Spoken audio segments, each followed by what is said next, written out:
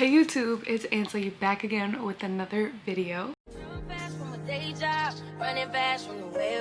Today I'm gonna be doing 15 things I wish I knew before starting college. I'm a sophomore in college. I've been to 2 different universities.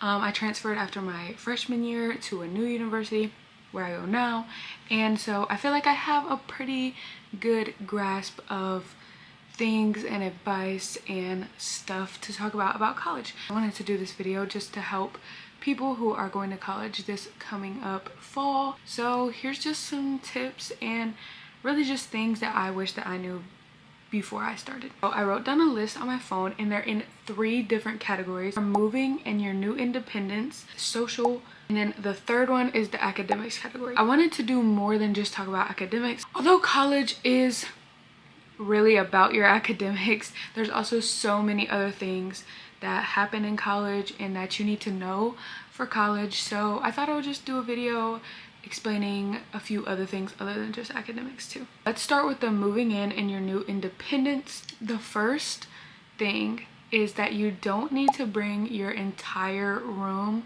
when you're moving in. By entire room, I mean your entire room at home. You guys probably have a lot of clothes, shoes, just a lot of stuff, and you don't need it. And honestly, depending on your space, you can bring more or less of the things that you want. Like now I have my own room, so I have a TV and like stuff like that. But when I shared and like did like the dorm style room, I guess it's like 2 people, I didn't have a TV, like I didn't have any of that like want stuff. I would say to set out things that you actually need, so like shower stuff, bedding, the clothes that you wear most often and the shoes that you wear most often. And honestly, just depending on how much space you are gonna have, see how much of the want pile that you can add to what you're gonna bring. Be really smart with packing so that your room doesn't feel cluttered. Another thing I wanted to add to that first point is decorations. Wall decorations are fine because they're not really taking up any space, but like a bunch of decorative pillows, like big things that have to sit on the floor, I would advise you not to bring. Number 2 is that your roommates aren't always going to be your best friends. So I know sometimes people are like, oh, this was my roommate in college and we've been best friends our whole life since then, but it doesn't always end up like that. I know I'm not trying to be mean or anything, but I just want to say, make sure you have open communication and you set boundaries with your roommates. You know, have a cleaning schedule. Like, how do you feel about overnight guests, especially if you guys are in like with 2 beds and you both have to sleep in the same room. And honestly, just respect each other. Make sure you're receiving respect and vice versa. And if you aren't, you need to sit them down, communicate that, and see what things that y'all could do so that you both feel respected and comfortable in your space that you have to stay in. If that doesn't happen, definitely get an RA involved. They're happy to help these type of things, especially if you've already communicated it a few times to your roommate. There's really nothing else you can do and you don't want to be uncomfortable for the rest of the year. Number 3 in the moving and independence category, we have it's okay to be homesick. It's super natural to be homesick when you've never been away from your home for longer than a week or a month or whatever it is for you. Like, I felt that way. I felt like my parents were just dropping me off at like a week-long summer camp and they were going to come back, but they never came back. Obviously, after you live it for a while, you're gonna start to really like your independence, being able to do things without asking, being able to go out maybe after your curfew that you had at home. I would say, if you're struggling with being homesick and just wanting to go home all the time, I would say try to challenge yourself to stay on campus instead of going home every weekend. Okay, number 4, you are in charge of everything now. Your groceries, your cooking, waking yourself up, going to class, going to work if you work. All of that stuff you're in charge of now and you have to make sure it gets done. And a lot of times when people live at home, their parents still do their laundry, their parents still do the dishes, clean up, clean the bathroom if you have a bathroom like near your room instead of the communal ones. That's all on you now. You need to make sure you have a grocery schedule, a cooking schedule, a laundry schedule, just all of those type of things so that you can still stay in your groove. You want to make sure that everything is clean. You want to make sure you have a clean environment even though someone else isn't doing it for you. So just kind of make sure that you have schedules for those and things that you know that you need to get done. Make sure you're doing it because, like I said, it is all on you now. And the fifth and final thing for this category, take advantage of your new city or your new place. If you moved, even if you're still in the same state, you're probably in a new city. So take advantage of that. Try new restaurants, try new things to do, find your new favorite places. So I know everyone has their favorite hometown stores, Mexican restaurants, local businesses. Find your new favorites in your new city. You know, make sure that you are just taking this opportunity to learn a new place instead of just thinking like, oh, I wish I was here, I wish I could get this, I wish I could that. Go out and try new stuff. The second category is going to be the social category. Number one is going to be to talk to people. And I know this sounds super stupid, like talk to people, like of course I'm going to talk to people, but like for real, when you go to class, don't go sit in the back and not talk to anybody and not make any friends in your classes. That's probably the worst thing that you could do for yourself.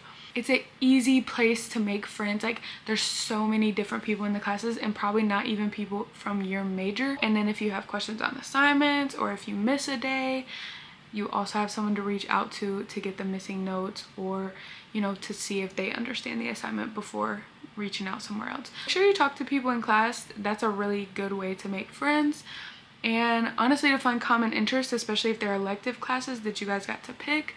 Maybe you guys both like whatever class it is. If it's like a music class, maybe you guys both like music and y'all can bond over that. Number two is don't give in to peer pressure. I'm not talking about drinking and stuff like that. I'm not talking about that. I'm more talking about make sure that you're able to say no sometimes if you want to. Don't be the person that's always like yes, yes, yes, and you're just completely burnt out.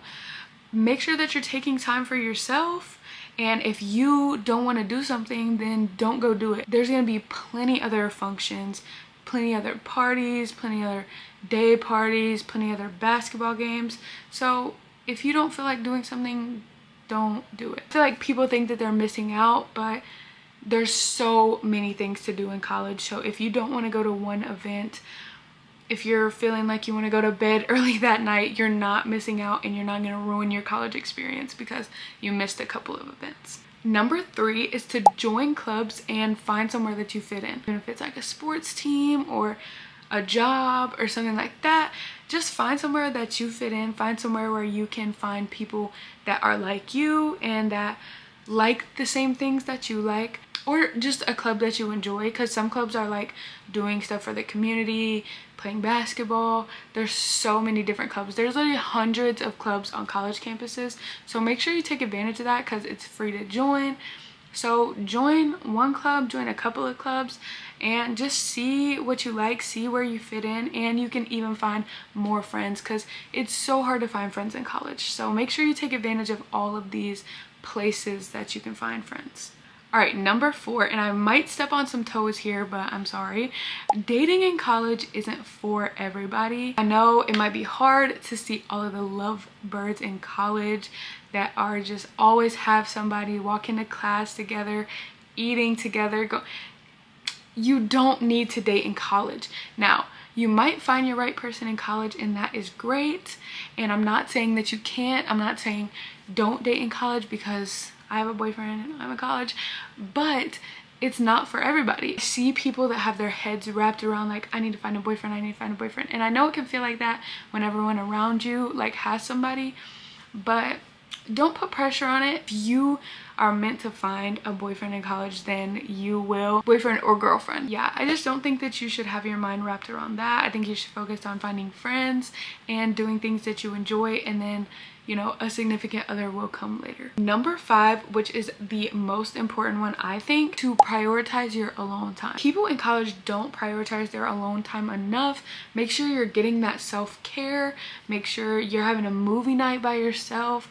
Like, you know, just go above and beyond for yourself because you do a lot. College is hard. I won't lie, college is hard, but you need to make sure that you know that alone time is also important. This kind of goes back to, I think, the second point, but you don't always have to go everywhere that everybody else is going. Sometimes if you want to be alone that night, say, hey, I want to be alone tonight, and nobody should have a problem with that. And it is still really important, and so is self-care. Mental health is hard in college, and so prioritize that alone time, use your resources, and practice self-care. All right, and the third and final category is going to be academics, and I wanted to save this one for last because it's like the least fun one to talk about. The first thing is to go to the office hours your professors provide. If you go on your syllabus, you'll probably find office hours, and that's where your professors are open to one-on-one questions, one-on-one help. You can just go in there. You don't usually need an appointment. Some professors do. Go in their office or join their Zoom, whatever they do, and ask for help. And it's coming straight from the professor that's teaching it to you, so it's like you know that you're getting good help. Yeah, I would say really utilize the office hours and being able to do that, because most classrooms are big in college, and it can be easier to create, you know, bonds with your professors and even create good understanding for you with the material that's taught. Okay, number 2 is kind of like the first one, but utilize free tutoring, mentoring, and advising. It's necessarily not free because it's included in your tuition. You don't have to pay out of pocket for it.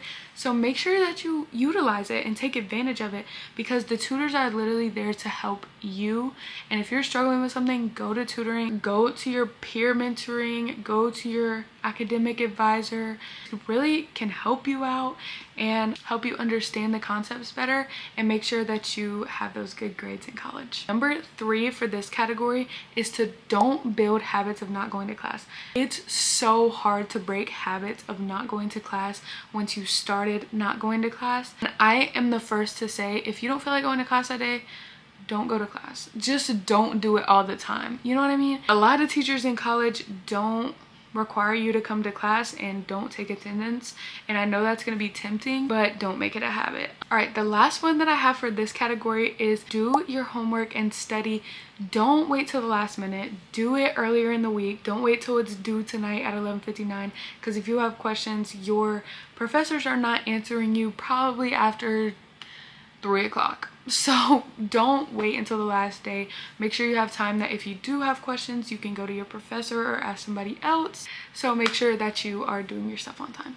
All right, guys, that was all 15 of the things that I wish I knew before I started college. So I hope that this helped somebody. I hope you guys take this into consideration when you guys are going into college, or if you're in college already and you just wanted some tips. I hope that you guys enjoyed this video. Please leave a thumbs up, comment down below more video ideas, and subscribe, and I'll see you guys in my next video.